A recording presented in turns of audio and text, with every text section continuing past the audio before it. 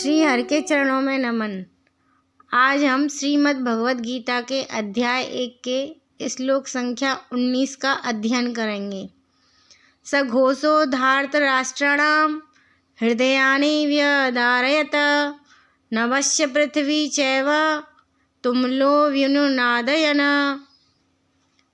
पिछले श्लोकों में हमने देखा कि कैसे पांडवों के एक एक योद्धा ने अपने अपने शंखनाद के माध्यम से अपने धर्म का ऐलान किया, चाहे वह युधिष्ठिर का निश्चय हो, नकुल और सहदेव का समर्पण या अभिमन्यु जैसे युवा योद्धा का जुनून।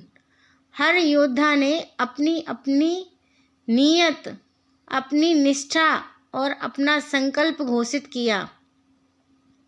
उन सबके शंख बजे तो शंखों की ध्वनि एक ऐसी ध्वनि है जो आकाश तक ही नहीं बल्कि दुश्मनों के हृदय तक पहुंच रही है। पांडवों के शंखों की ध्वनि इतनी तीव्र थी कि उनके दुश्मनों के हृदय को छेदते हुए उनके मन में भय उत्पन्न हो गया और उस ध्वनि ने आकाश और पृथ्वी दोनों को गूंज से भर दिया। एक ऐसी भयंकर शंखनाद जो शब्द ही नहीं, एक आध्यात्मिक बल था।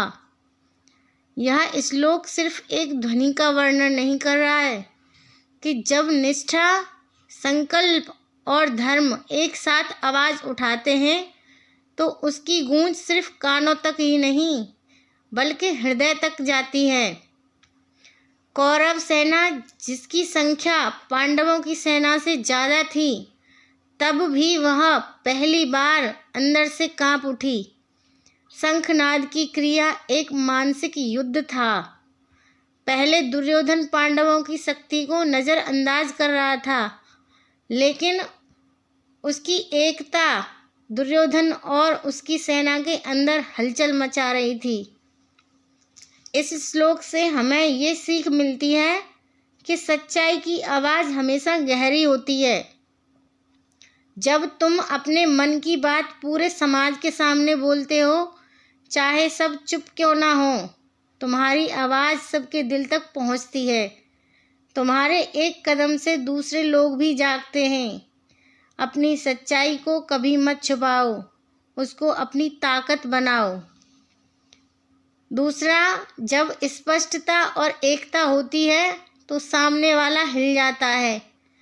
पांडवों ने अलग अलग शंख बजाए पर उनकी गूंज एक जैसी थी, धर्म, संकल्प और एकता की। चाहे तुम्हारा समूह छोटा क्यों ना हो, अगर सब लोग स्पष्ट, ईमानदार और एकजुट हैं तो सामने चाहे कितना भी बड़ा समूह क्यों ना हो, वह अंदर से डरने लगता है। तीसरा, अपनी शक्ति चुप मत रखो, उसे दुनिया तक पहुंचाओ। पांडवों के अंदर की ताकत महसूस ही नहीं की बल्कि उसे स्पष्ट किया, प्रकट किया। वैसे भी तुम्हारे पास भी विचार हैं, भावनाएं हैं, उद्देश्य हैं, लेकिन तुम उसे अंदर दबाओगे तो दुनिया उसका असर कभी महसूस ही नहीं कर पाएगी। अपनी अंदर की ताकत को दिखाओ, तभी तो प्रभाव पड़ेगा। चौथा, तुम्हारा एक कदम दूसरे के लिए रोशनी बन सकता है। आज तुम साहस दिखा रहे हो, कल वह किसी के लिए हिम्मत और रास्ता बन सकता है। कभी मत सोचना कि तुम्हारा कार्य छोटा है, वह किसी के लिए बदलाव हो सकता है। जब पांडवों के शंखनाद ने एक ऐसा माहौल बना दिया था जहां भय हवा में था, संकल्प धरती पर और मानसिक युद्ध हर योद्धा के अंदर, लेकिन अब एक और दृश्य होने जा रहा है।